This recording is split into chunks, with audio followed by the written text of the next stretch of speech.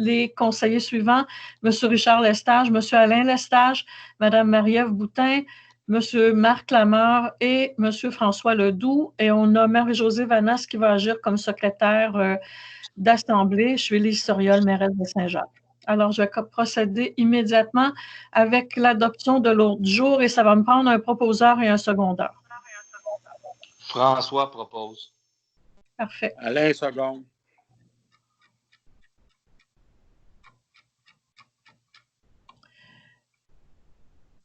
Alors, je vais procéder au point 3.1, qui est l'adoption du procès-verbal du 9 juin 2020. Également, même chose, proposeur et secondeur, s'il vous plaît.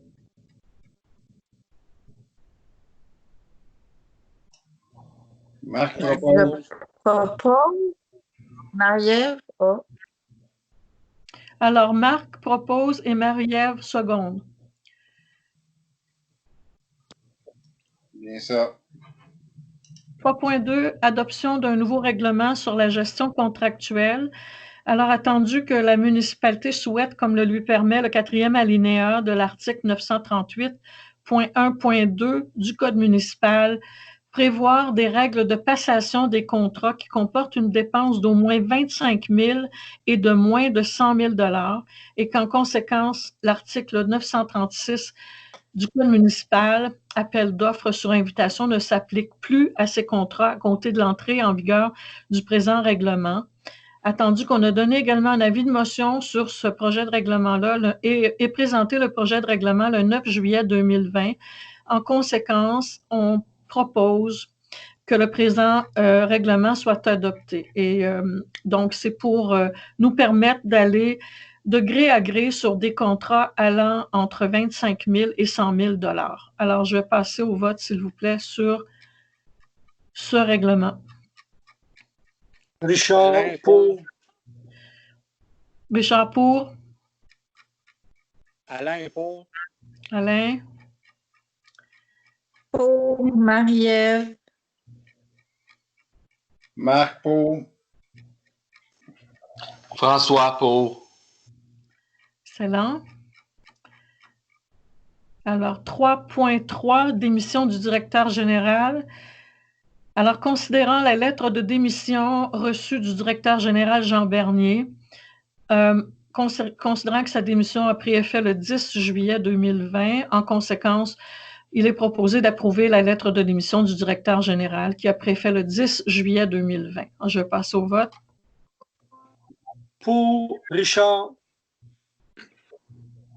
Pour Alain. Pour Marie-Ève. Pour Marc. Pour François. Alors, ça va pour toi, Marie-Josée? Ça va pas trop vite? Non, ça va très bien, merci. Parfait. 3.4, octroi de contrat pour les services en ressources humaines et relations de travail de la Fédération québécoise des municipalités. Donc, c'est en lien avec le point précédent. Attendu que le directeur général et le secrétaire trésorier a remis sa lettre de démission. Attendu l'offre de services en ressources humaines et relations de travail de la Fédération québécoise des municipalités. Alors, pour les services d'un directeur général intérimaire qui viendra en remplacement temporaire du directeur général. Il y avait 3 options proposées. L'option A est celle que le Conseil a retenue, donc un contrat de 12 mois pour un montant de 1 865 $ plus taxes. Les frais mensuels sont de 185 $ plus taxes pour chaque mois additionnel qui pourrait s'ajouter. Les honoraires additionnels de 1 165 $ plus taxes si on embauchait ce candidat d'une façon permanente qui nous a été référé par la FQM. Et donc, en conséquence, il est proposé d'accepter l'offre de service de la FQM, l'option A, et je vais passer au vote, s'il vous plaît. Option A, Richard pour. Alain pour. Marie-Ève pour. Marc pour. François pour, option A. Excellent. 3.5, entente pour réaliser une étude hydrogéologique au puits PP4. Alors, considérant que la municipalité de Saint-Jacques-le-Mineur connaît actuellement une problématique de manque d'eau, considérant que la capacité du puits d'approvisionnement de la municipalité a baissé beaucoup, de sorte qu'il n'est plus en mesure de répondre à la demande journalière maximale.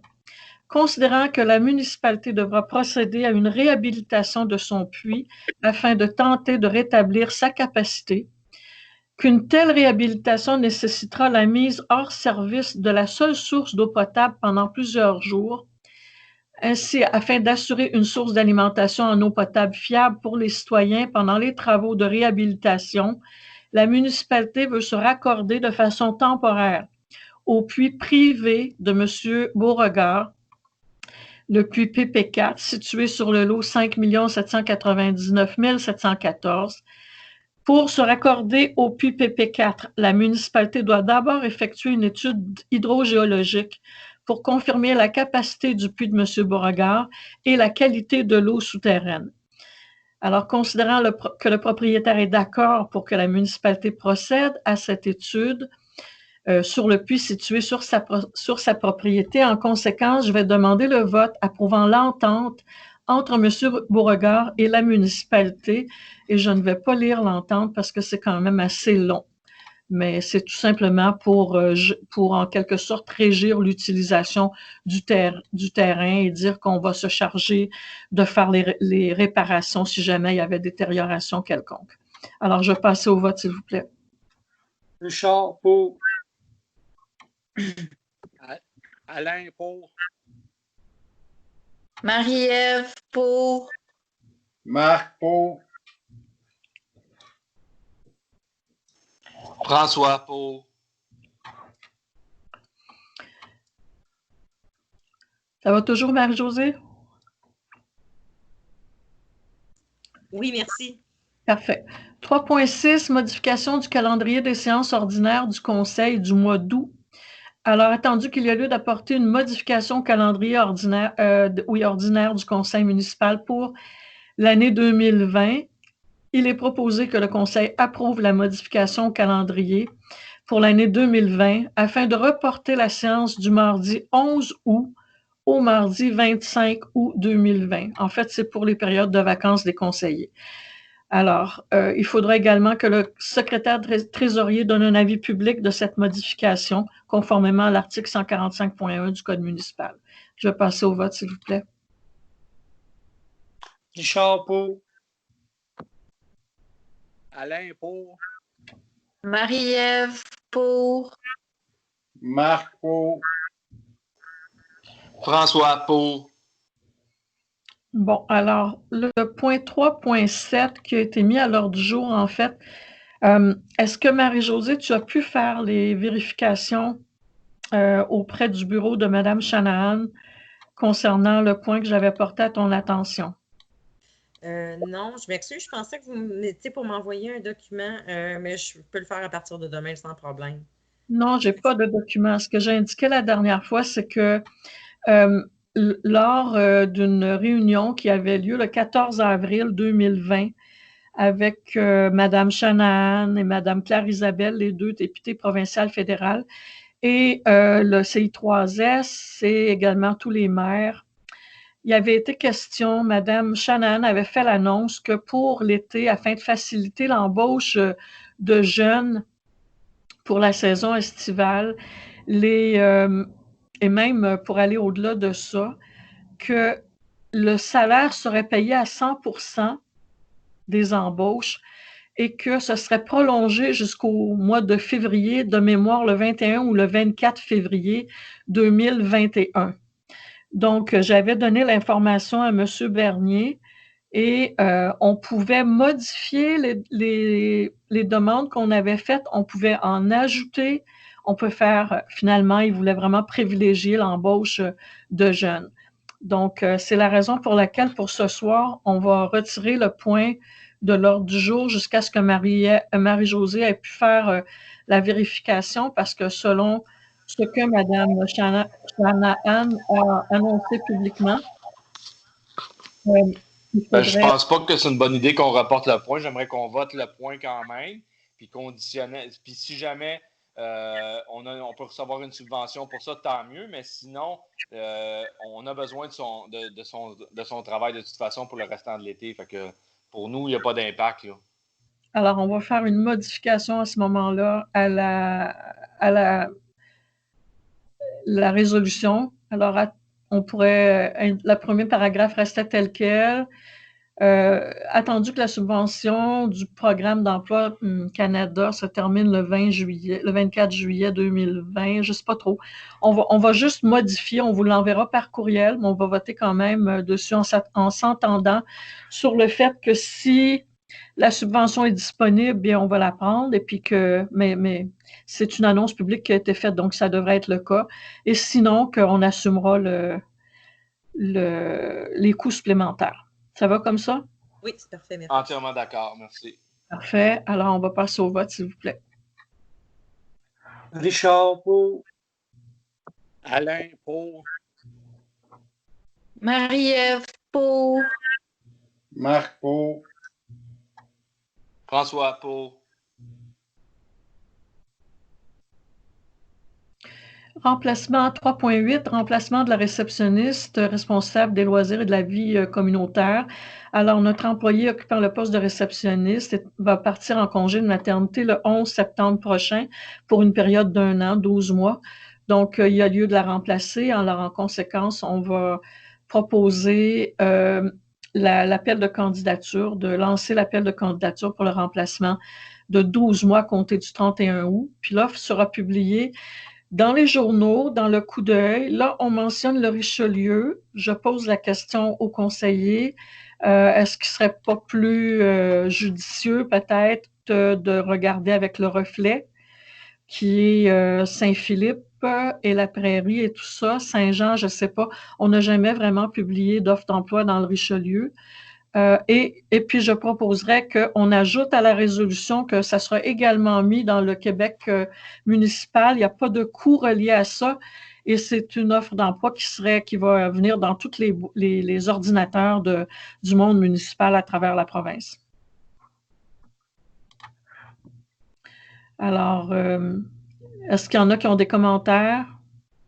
Est-ce qu'on change? Oui, c'est François. Oui. J'ai pas d'objection. On peut rajouter le Reflet. Le Richelieu, c'est parce qu'on peut aller chercher des gens qui sont dans la région de Saint-Jean-sur-Richelieu ou l'Acadie, qui est très limitrophe, très près. On peut rajouter le Reflet pour aller chercher les gens de Saint-Philippe. On veut pas. Puis le Québec, ben là, on veut pas rechercher des candidats là, à travers la province. Là. Je pense pas qu'on a besoin d'aller si loin que ça. Mais si on peut le rajouter, il n'y a pas de coût. C'est gratuit. C'est tout simplement que c'est gratuit. Donc, autant les gens de Saint-Jean que les gens de Saint-Philippe, que les gens de Napierville, que partout, c'est une chose qui nous arrive dans nos boîtes courriel à tous les matins. Oui, c'est correct. Donc, le coup d'œil et le Richelieu agricole aussi, de ce que Edith nous disait, c'était gratuit. D'accord. Alors, on garde le coup d'œil et le Richelieu et on ajoute le Québec municipal. Je passe au vote. Richard, pour.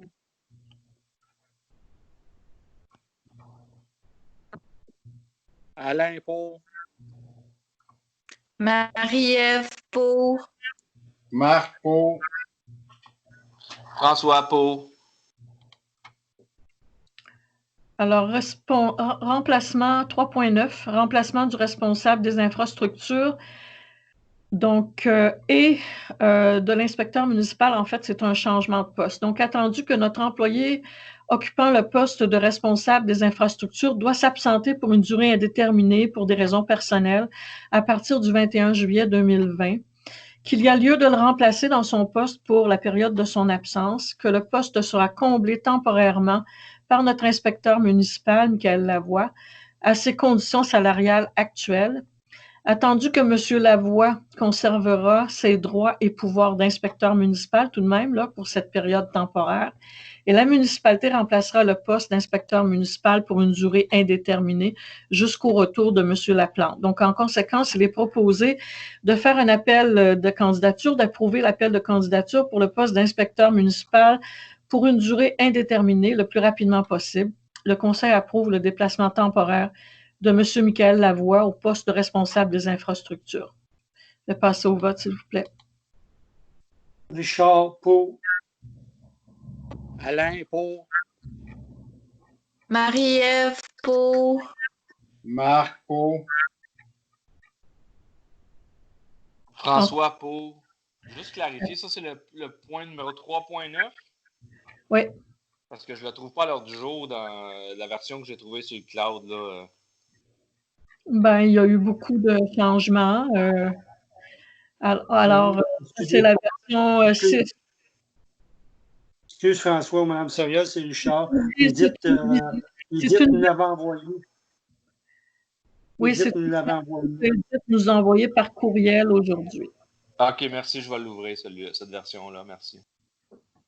Alors, 3.10, dépôt du rapport financier. Donc, de par la loi, là, de par l'article 172.2.2 du Code municipal, je dois lire une portion, là, la portion qui parle de la vérification des états financiers.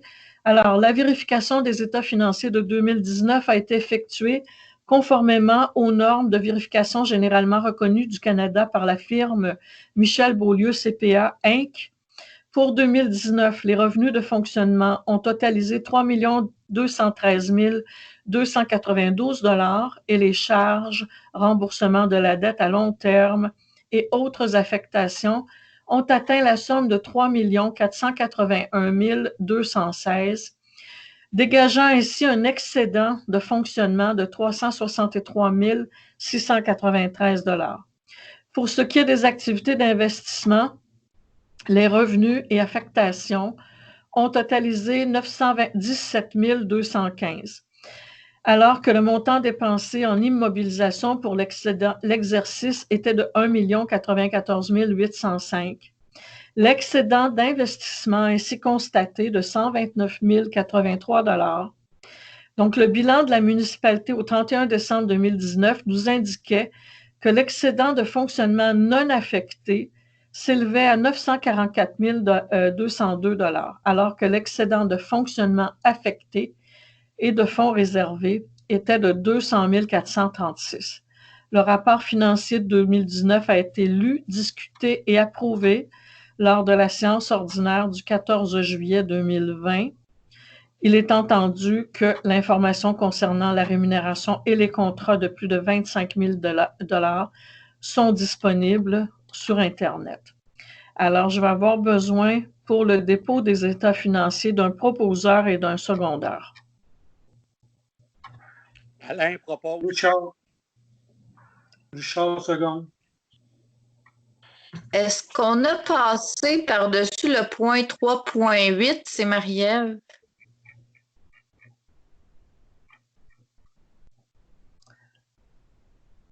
Oui, je pense que oui. Non, je l'ai fait. Mais non, c'est là où est-ce qu'on a parlé de Coup d'œil et le Richelieu. Pour Maude? Oui. OK, c'est moi qui étais. Excusez-moi. Tu as déjà voté, Marie-Ève?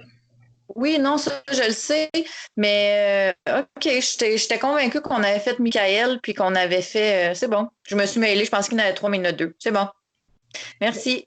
Parfait. 3.11, en fait, qui est en lien avec le 3.10 que je viens tout juste de lire, c'est le dépôt et acceptation des recommandations de l'auditeur indépendant pour l'exercice financier 2019. Alors, chaque fois qu'on a un état, les états financiers sont présentés, nos auditeurs nous présentent, notre comptable nous présente des recommandations. Alors, simplement, c'est un dépôt, donc ça va me prendre un proposeur et un secondeur pour accepter le dépôt des recommandations. François propose. Marie-Ève, je seconde. 3.12, adoption du procès-verbal du 9 juillet 2020. Alors, on avait une assemblée extraordinaire le 9 juillet 2020. Alors, les membres du conseil ont reçu une copie du procès-verbal. Alors, simplement, on va procéder à l'adoption. Donc, ça va me prendre un proposeur et un secondeur. Marc propose. Richard Alain seconde. seconde. Parfait. Adoption des comptes à payer. Alors, on a reçu les comptes à payer, ils ont été analysés par les conseillers et donc je vais procéder immédiatement, proposeur et secondeur, pour l'adoption des comptes à payer. Richard propose. Marc seconde.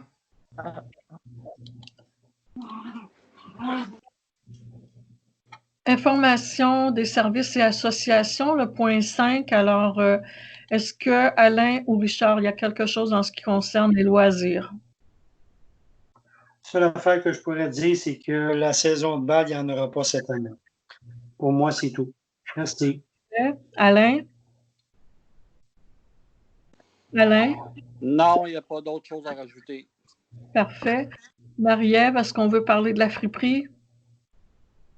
Oui, ben, je voudrais tout d'abord remercier Marie-Michel, puis André d'avoir ouvert la friperie la fin de semaine dernière avec les mesures sanitaires qui étaient requises.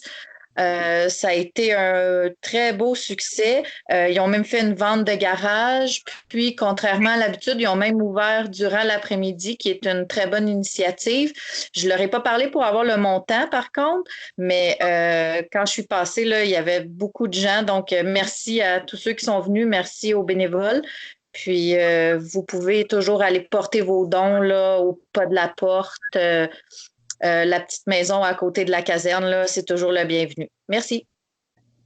Parfait. François, pour le soccer? Oui, l'association de soccer a lancé des inscriptions pour faire des activités locales seulement, des entraînements seulement locaux, seulement à Saint-Jacques-et-Mineur, parce que les activités de la Ligue des frontières ont été annulées. On a eu des inscriptions d'ouvert jusqu'à vendredi dernier. L'association maintenant se penche sur les inscriptions qu'on a reçues, voir si on a suffisamment de parents bénévoles et d'implications selon les normes sanitaires à suivre de la direction de la santé publique. Donc, on est en démarche. La suite va suivre dans les prochains jours si on va être capable de lancer une mini-saison pour des petits entraînements, là. Fait que ça va se décider d'ici une semaine environ, là. Les parents vont recevoir des informations si c'est positif ou négatif pour la suite, bientôt. Parfait. Alors, pour l'information, le mot de la mairesse, en fait, il n'y a pas grand-chose. Simplement, je vous incite fortement au port du masque, hein, parce qu'on voit qu'il y a du reconfinement qui doit être opéré un petit peu partout dans le monde, parce qu'on a été peut-être un peu vite avec le déconfinement, oui. Alors, je vous invite à porter le masque et à faire très attention à vous. Pour moi, ça complète. Donc, je vais passer à la première période de questions. Je ne peux pas voir s'il y a des citoyens, ni quel est l'ordre dans lequel vous êtes arrivé ou vous voulez parler. Alors, je vais vous demander de parler une personne à la fois, puis de vous nommer, puis ensuite de poser votre question. Alors, est-ce qu'il y a des questions pour les citoyens?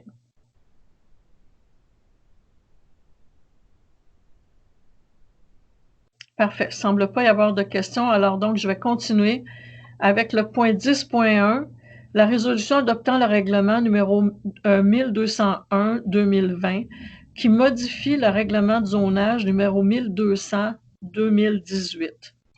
Donc, la municipalité a adopté le règlement de zonage en 2018, le 12 juin 2018. Par la suite, ce règlement est entré en vigueur en août 2020. Alors, ce règlement qui a été adopté en 2018 peut être modifié conformément aux dispositions de la loi sur l'aménagement et l'urbanisme. Et c'est un processus normal quand on adopte des règlements de revenir et puis d'adopter des modifications. Donc, considérant que le premier projet de règlement, donc la première modification, 1201-2020, a été adopté le 9 juin dernier, donc la dernière réunion municipale. Ensuite, il y a eu une consultation publique qui s'est tenue par consultation écrite entre le 24 juin 2020 et le 8 juillet 2020. conformément à ce que nous demande la loi et puis les procédures établies par l'arrêté ministériel 2020-033. Là, c'est l'arrêté ministériel là, qui nous disait qu'on ne peut pas faire de référendum en personne et tout ça. Donc, considérant que le Conseil n'a reçu aucun commentaire de personnes intéressées dans le cadre de cette consultation publique, mais écrite en fait, considérant que le deuxième projet de règlement comprend des modifications par rapport au premier projet de règlement adopté, c'est celui qu'on vous présente ce soir. Il y a un avis de motion de ce règlement qui sera donné lors d'une future rencontre du Conseil. Donc, en conséquence, il est proposé d'adopter ce deuxième projet de règlement. Alors, c'est toute une procédure qui est assez complexe, l'urbanisme, premier projet de règlement, adoption du premier projet de règlement, le deuxième projet de règlement. Entre chaque, il faut faire aussi un avis de motion. Et puis bon, alors donc ce soir, on vote sur le deuxième projet de règlement avec ses modifications. Ce sont des petites modifications mineures, par exemple, qui concernent soit les marges latérales ou les marges avant, les galeries.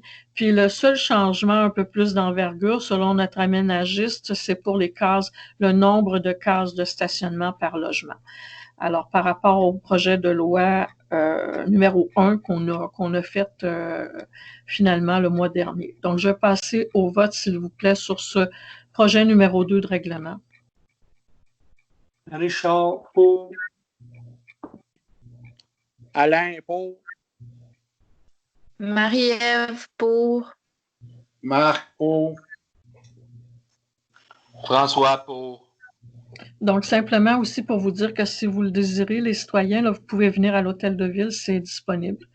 Il est disponible. Alors, résolution approuvant la demande de dérogation mineure relative au lot 6 300 732. En fait, c'est le 10-10 Montégagné. Alors, considérant que la demande présente un garage résidentiel isolé avec un toit mansardé, ce garage propose une hauteur de 9,14 mètres et une superficie de 162,58 mètres carrés. Mais le règlement de zonage permet uniquement une hauteur de 4,86 mètres et une superficie de 112 mètres carrés, dans les cas où la superficie du bâtiment principal est supérieure à cette surface. Donc, la demande inclut également un escalier à l'intérieur du bâtiment pour accéder au comble, c'est-à-dire un deuxième étage dans le garage. Considérant que le Conseil a reçu les recommandations du CCU et il est proposé de refuser, conformément aux recommandations du CCU, la demande de dérogation mineure concernant la construction d'un bâtiment accessoire sur la future propriété du 10-10 Montégagné. Le Conseil veut préciser que les dimensions du bâtiment excèdent largement les limites autorisées d'un garage autonome résidentiel. Alors, on ne l'accepte pas. Je vais passer au vote, s'il vous plaît. Contre, Richard. Attends, Richard, Oui. tu es pour la recommandation du CCU ou tu es contre la recommandation du CCU? Pour la résolution du CCU. Parfait. Alors, c'est pour.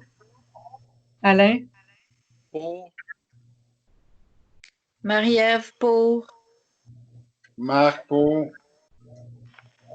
François, je suis pour la recommandation du CCU, mais de la façon dont je lis la résolution, là, je ne trouve pas ça très clair. Là.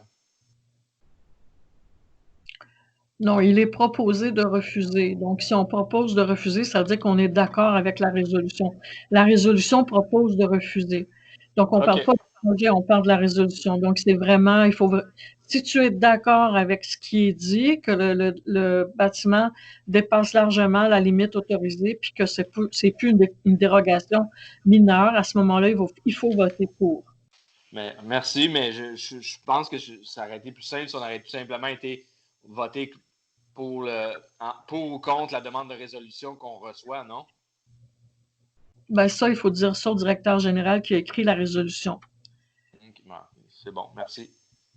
Okay. Alors, est-ce que c'est pour ou c'est contre? C'est pour? François? C'est pour la recommandation du CCU. Parfait. 10.3, alors une autre résolution qui approuve la demande de dérogation mineure au lot 116 rue Longtin, mais en fait, elle n'approuvera pas, elle va refuser. Considérant que la demande propose de réduire la marge avant du bâtiment à 7,5 mètres au lieu des 9 mètres qui sont prévus à la grille des usages et normes en vigueur, considérant que la demande vise à augmenter l'empiètement dans la marge avant de l'escalier menant au rez-de-chaussée à 2,51 mètres au lieu de 2 mètres, que le Conseil a reçu les recommandations du Comité consultatif d'urbanisme. En conséquence, il est proposé d'approuver en partie seulement la demande de dérogation mineure déposée. Le Conseil approuve l'empiètement des escaliers excédant 0,51 mètres pour être à un maximum de 6,49 de la ligne du lot avant. Mais pour le reste de la demande, le Conseil refuse de permettre la diminution de la marge avant à 7,5 mètres au lieu de 9 mètres. Le Conseil est d'avis que la résolution de la marge avant ne cause pas un préjudice sérieux aux demandeurs. Alors, on favorise la conservation d'un alignement autonome des résidences sur cette rue-là, sur la rue Longtin.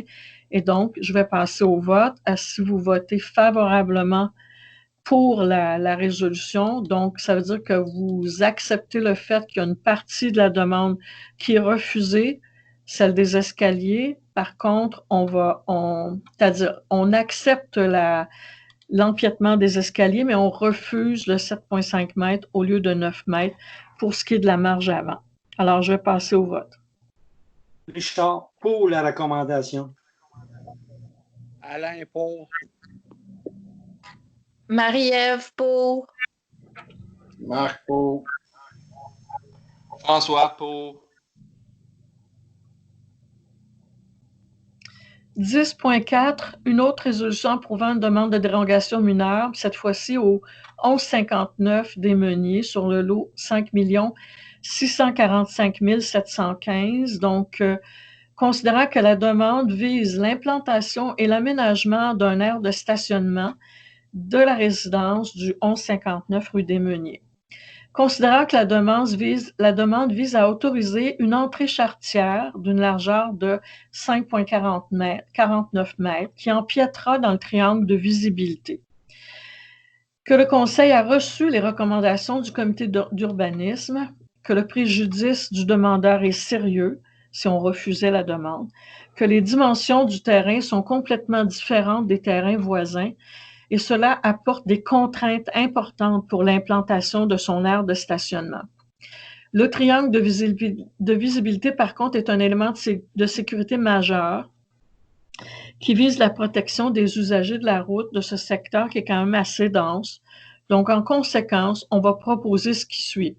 On refuse la demande de dérogation mineure telle que présentée au 1159 des Meuniers, mais en contrepartie, on approuve une solution alternative qui a été discutée déjà avec le demandeur, qui fait qu'on libère le triangle de visibilité. Cette solution-là va engendrer une dérogation mineure qui sera approuvée par le Conseil, puis qui concerne l'article 5.1.3, paragraphe 4, puisque l'empiètement de la façade va être de 58,19 % au lieu de 40. Donc, il y a un 18 % de différence. Et l'espace de stationnement dans la cour va être à peu près de 30 % au lieu de 50 %, comme le prévoit l'article. Puis, le stationnement aura un accès d'une largeur de 3,56 mètres devant la résidence, puis il y en aura un second sur la cour latérale de 3,48 mètres. Donc, on va procéder au vote sur cette résolution. Si vous êtes d'accord avec refuser la demande et approuver ces modifications qui ont été discutées, vous votez pour. Pour la recommandation de l'urbanisme. Alain, pour. Pour Marie-Ève, pour la nouvelle proposition. Marc, pour. François, pour. 10.5, résolution approuvant la procédure nécessaire au 73 rue Longtin pour faire respecter le règlement d'urbanisme. Alors, attendu qu'une infraction perdure depuis plusieurs années au 13 rue Longtin relativement à la sécurité des piscines, que le dossier de la sécurité des piscines est prioritaire pour le Conseil, que si les travaux de sécurisation de la piscine ne sont pas exécutés rapidement par le contrevenant, le Conseil prendra des recours pénaux et mandatera les aviseurs légaux pour y parvenir. En conséquence, on propose d'approuver les démarches visant la mise aux normes de la piscine au 73 rue Longtin. Donc, ça pourrait être une clôture ou quelque chose comme ça. Alors, je vais passer au vote sur cette résolution. Richard, pour. Alain, pour. Marie-Ève, pour. Marc, pour. François, pour. Parfait. 10.6, alors, mandat donné à la firme Dunton-Rainville, notre firme d'avocats, pour la rédaction du protocole d'entente concernant la construction de la rue sur le lot 6 150 268. Alors, il s'agit du projet de M. Landry à la sortie 21. Considérant le projet de développement commercial sur ce lot, là, 6 150 268, considérant le règlement sur les ententes relatives aux travaux municipaux et ses amendements qu'on doit suivre, considérant que la municipalité souhaite s'adjoindre des professionnels pour rédiger un protocole d'entente qui concerne le prolongement du réseau d'égouts sanitaires ainsi que la construction de la nouvelle rue qui sera remise ensuite à la municipalité. Donc, en conséquence, on propose d'octroyer un mandat à la firme Dunton-Rainville pour accompagner la municipalité dans la rédaction, vérification du protocole d'entente et des documents qui vont l'accompagner pour le coût de 2 500 $ approximativement. Alors, je vais passer au vote. Richard, pour. Alain, pour. Marie-Ève, pour. Marc, pour. François, pour. 11.1, octroi de contrat à l'hydrogéologue pour les tests sur le puits de M. Beauregard. Alors, on avait un point tantôt pour l'autorisation de M. Beauregard à nous donner accès à son terrain et à son puits. Donc, ça, c'était une première chose. Maintenant, c'est pour le contrat à l'hydrogéologue. Alors, donc, considérant qu'une entente a été signée avec le propriétaire du puits, M. Serge Beauregard, autorisant la municipalité à utiliser son puits pour réaliser une expertise requise par le ministère de l'Environnement et de la lutte contre les changements climatiques afin de connaître le rendement de cet ouvrage ainsi que la qualité des eaux souterraines.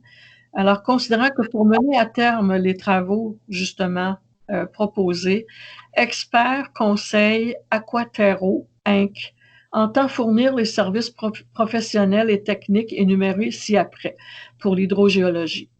Donc, prélèvement et gestion des échantillons d'eau souterraine, supervision, coordination des travaux, interprétation des données de pompage et rédaction du rapport hydrogéologique. Alors, le montant total de l'offre de service est de 15 120 $ et je vais passer au vote pour l'acceptation du mandat à la firme d'experts conseil Aquaterro, Inc. Richard, pour. Alain, pour. Marie-Ève, pour. Marc, pour. François, pour. Alors, 11.2, modification du service d'arrosage des nouvelles pelouses et du remplissage de réservoirs d'eau et piscines par le service incendie. Alors, considérant que le Conseil a repoussé les délais obligatoires pour l'aménagement des terrains de nouvelles résidences dans notre nouveau développement domiciliaire, considérant qu'il n'est pas conseillé de poser de nouvelles pelouses et des semences dans les périodes caniculaires de juillet et août, que le service qu'on a offert, qui est un service entre guillemets exceptionnel, a été offert pour compenser les projets qui avaient été planifiés d'ensemencement de tourbes et tout ça, mais que depuis la mise en place de ce service, les citoyens ont eu le temps de s'ajuster et de mettre en place des solutions alternatives pour ne pas utiliser l'eau potable du réseau. En conséquence, il est proposé de modifier les services offerts par les services incendies de la façon suivante. Donc, arrêter l'arrosage des nouvelles pelouses et des semences à partir du 31 juillet 2020. toujours au 21 juillet 2020, arrêté de remplir les bacs de pluie et les réservoirs qui ne seraient pas raccordés aux gouttières pour une alimentation passive de la pluie et limiter le remplissage des piscines dès le 15 juillet dans le cas où la piscine n'est pas recouverte d'une toile solaire qui empêche l'évaporation, où le niveau de piscine est en deçà de 20 cm du rebord de la piscine, puis une intervention au maximum serait offerte une fois par 2 semaines, toujours en fonction de la météo, c'est-à-dire conditionnelle aux précipitations reçues et aux disponibilités du service incendie, dont la priorité, évidemment, est la sécurité des citoyens et des biens, et non pas l'arrosage des pelouses. Alors, je vais passer au vote. Richard, pour. Alain, pour. Marie-Ève, pour. Marc, pour.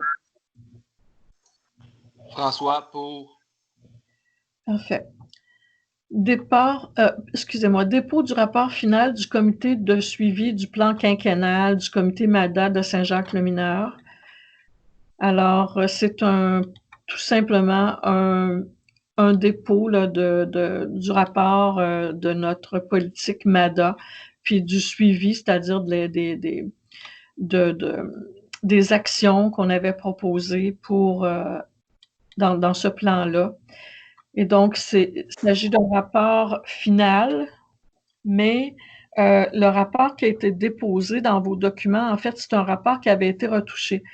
Donc, je ne sais pas, moi, je propose qu'on dépose les deux, qu'on accepte les deux rapports, c'est-à-dire le rapport initial qui a été vraiment rédigé par les gens du comité de suivi et le rapport qui a été retouché par notre directeur général, parce que je ne sais pas si légalement les deux font ou... mais enfin, on va accepter le dépôt des deux versions et puis on enverra au ministère celle qui est la plus apte à répondre à leurs exigences. Alors, c'est simplement un dépôt, donc je n'ai besoin que d'un proposeur et un secondeur. Marie-Ève, je propose. Ah, ben, je seconde. OK, j'ai pas entendu qui a proposé. Marie-Ève a secondé. Qui a proposé? François. Alors, François propose, Marie-Ève seconde.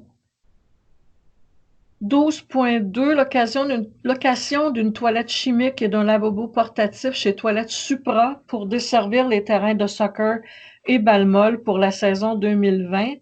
Mais il n'y aura pas de balle-molle en 2020, en tout cas. Considérant l'autorisation du gouvernement à reprendre les activités sportives au Québec en s'assurant de respecter les directives de la santé publique, considérant qu'une reprise des activités sportives est prévue aux alentours de la mi-juillet au parc Camille-Baudin, que la municipalité va offrir l'usage d'une toilette publique durant les activités pour la saison 2020 et qu'il est impératif de mettre en place des mesures sanitaires pour empêcher la propagation de la COVID. Alors, on a reçu 4 soumissions, mais 2 qui étaient conformes, en fait. Alors, c'est-à-dire qu'il y avait un lavabo disponible.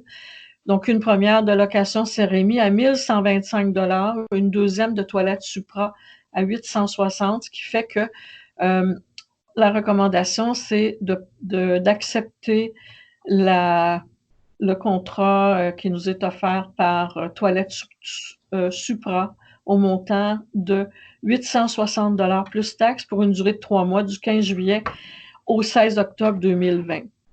Alors, comme Richard nous a dit tantôt qu'il n'y avait pas de balle-molle, il faudrait peut-être tout simplement retirer de la résolution la mention à la balle-molle, qui est en rouge, en fait, dans la résolution. Alors, le contrat sera octroyé lorsque la reprise des activités de soccer de Saint-Jacques-le-Mineur sera confirmée. Alors, je pense que François, selon ce que tu disais tantôt, c'est confirmé. Donc, on pourra... Pas tout à fait. Non? Juste Bon, alors... vous clarifiez que c'est pas tout à fait confirmé encore. Si jamais ça venait qu'à annuler les activités, je crois que Maud et Edith, ou peu importe, va tout simplement attendre notre confirmation avant de commander la toilette. On aura la résolution en poche au besoin. Si on n'en a pas besoin, on va parler de l'avant avec. Parfait. Je passe au vote, s'il vous plaît. Richard pour.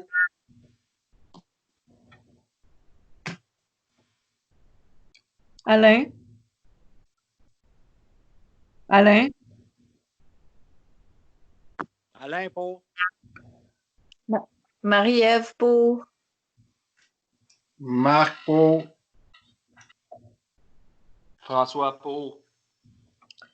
Parfait. Alors, 14.1, demande de Mme Landry et de M. Gaudreau pour la révision du tracé de l'îlot déstructuré numéro 89 dans la zone ID-11.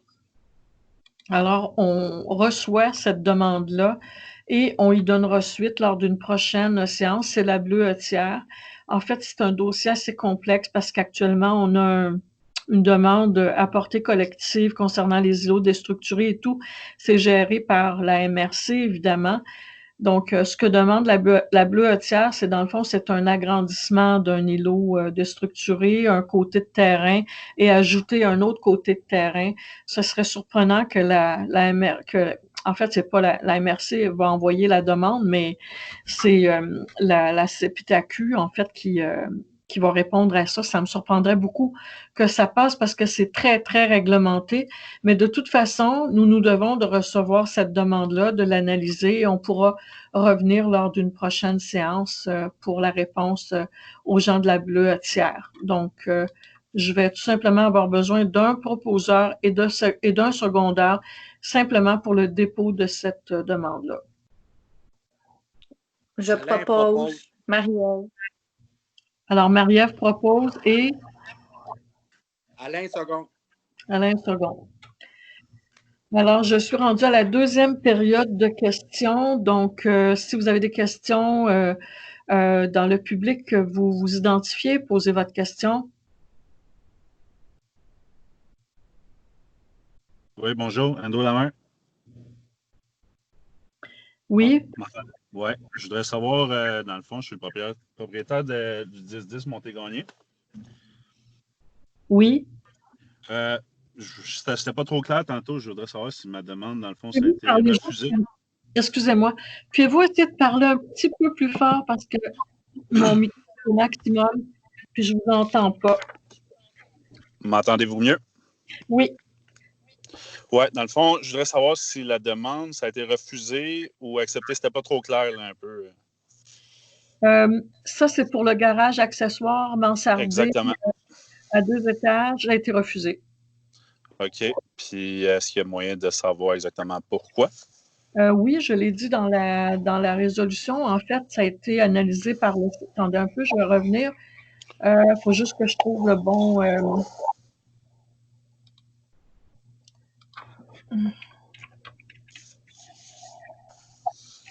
Parce que je comprends que c'est plus gros que le règlement d'urbanisme, mais si je me fie aux voisins, c'est exactement le même garage. Donc, OK. Donc, la demande, ce qu'on dit, c'est que vous proposez une hauteur de 9,14 mètres puis de 162,58 mètres carrés, alors que notre règlement de zonage ne permet que 4,88 mètres, donc entre 4,88 et 9,14. Puis le bâtiment et puis la superficie serait de 112 mètres carrés par rapport à, c'est-à-dire 162,58 mètres carrés, alors que notre règlement ne permet que 112 mètres carrés. Ouais. Donc, la demande inclut également un ajout d'un escalier pour accéder au deuxième étage. Ce qu'on dit dans la résolution, en fait, c'est que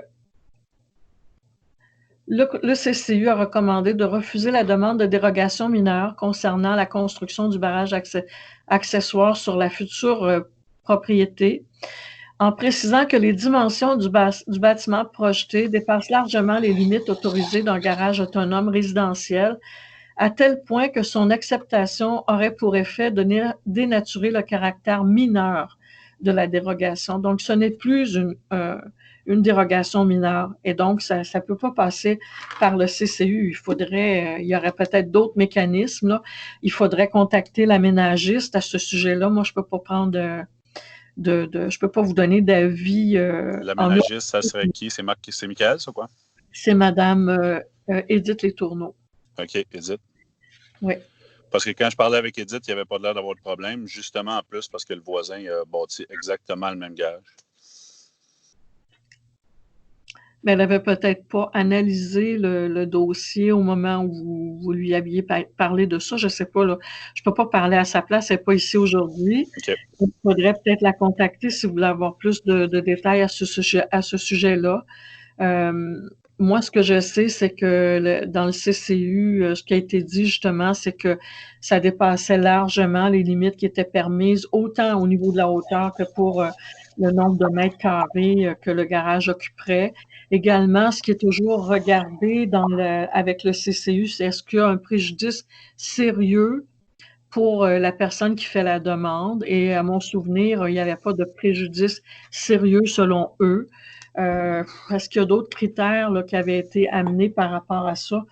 Je ne sais trop, mais moi, je vous suggérerais fortement de tout simplement téléphoner ou venir voir Edith. Peut-être téléphoner pour un rendez-vous pour avoir de plus amples informations. Pouvez-vous me redonner votre nom? Andrew Lamère. Andrew? Lamère. Lamé? Lamère, oui. Lamère, excusez-moi. Oui. Lamère. OK, parfait, monsieur Lamère. Parfait, merci. Est-ce qu'il y a d'autres questions?